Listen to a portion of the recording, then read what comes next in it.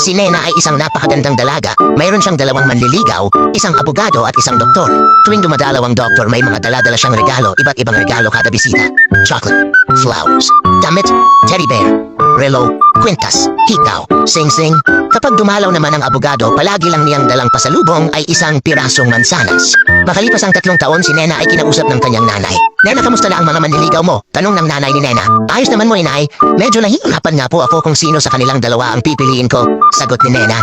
Ganito gawin mo, iha. Sa tuwing magdadala sila ng pasalubong sa'yo, itanong mo kung bakit ganoon ang kanilang napiling ibigay sa'yo. Ang may matalinong maisasagot siya ang piliin mo. Sabi ng nanay ni Nena. Opo, inay, sagot ulit ni Nena. Nang dumating muli ang mga manliligaw ni Nena, tinanong niya sila. Docs, bakit mo naman ako dinalhan ng chocolate? Di ba matamis yan? Baka masira ang ngipin ko. Tanong ni Nena. Kasing tamis ng chocolate na iyan ang pag-ibig ko sa'yo, Nena.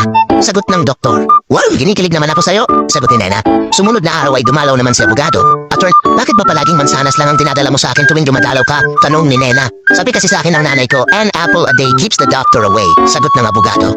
Makalipas ang 6 na buwan, nabuntis na si Nena. Ang maswerteng na pangasawa niya ay yung tricycle driver sa kanilang barangay.